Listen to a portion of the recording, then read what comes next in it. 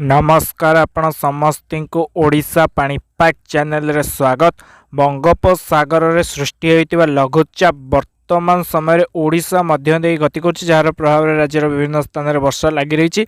आगामी 24 घंटा राज्यर अधिकांश जिले में प्रबल वर्षा होवार संभावना रोचे। अनेक जिले में प्रबल वर्षा हो, बिजुली घड़घड़ी किसी जिले में और लघुचाप प्रभाव लघुचाप जावापर 2-3 दिन पर्यंत राज्यर अधिकांश जिले में बिजुली घड़घड़ी सह वर्षा हो, मौसुमी सक्रिय हो, तेणु बिजुली घड़घड़ी सह वर्षा हो। तो वर्तमान जो लघुचापटी रही रही तार प्रभाव क्यों क्यों जिले में वर्षा हो, आगामी 2-3 दिन पर्यंत राज्यर क्यों क्यों जिले में वर्षा हो से संपर्क में संपूर्ण भाव जानापी भिडियो संपूर्ण रूप शेष पर्यंत देखो। वर्तमान समय ओडिशा मध्य देकर लघुचाप गति कर पश्चिम ओडिशा आड़ कि मुहां लघुचाप बेग टिके अधिका रही। तेणु 24 घंटा मध्य ओडिशा दे गति कर तार प्रभाव वर्तमान समय उपकूल ओडिशा रे वर्षा होता, किंतु वर्तमान समय आभ्यंतरीण और पश्चिम ओडिशा रे वर्षार प्रभाव बढ़ुची। एवं 24 घंटा मध्य बरगढ़, सोनपुर, बौद्ध, अनुगुल, देवगढ़, झरसुगुड़ा, सुंदरगढ़, बलांगीर, नुआपड़ा, कंधमाल, कलाहांडी ये सब जिला मानक प्रबल वर्षार संभावना रोचे। संबलपुर, सोनपुर, बरगढ़, झरसुगुड़ा, बलांगीर, नुआपड़ा ये सब जिले में अधिका वर्षा हो पाए।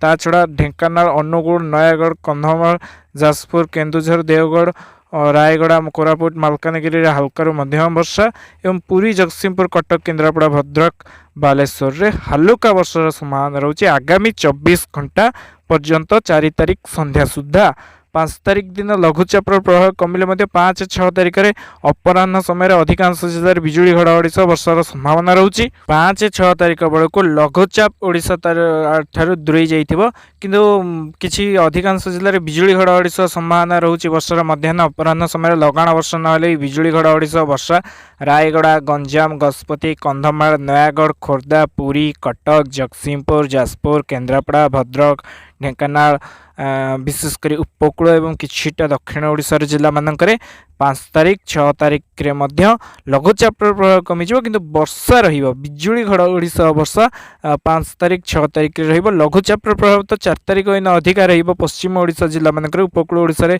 वर्षा प्रभाव कमिजिवो, हल्का वर्षा हेबो, किंतु 5-6 तारिख बेलू बिजुली घड़घड़ी सह अनेक जिले में वर्षा होबार संभावना रही। उपकूल एवं आभ्यंतरीण ओडिशार जिला मानक मध्याह्न अपराह समय लगाण वर्षा हेबनी, किंतु बिजुली घड़घड़ी सह स्थान स्थान प्रबल वर्षा हो पारे।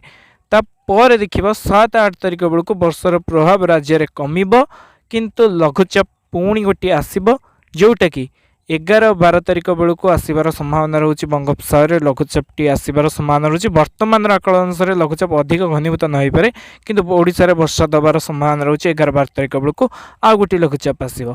तो आपण मैंने सब जोड़ी रहतु ओडिशा पाणीपाग सह आगक आसुवा पाणीपाग सठिक और आगुआ खबर।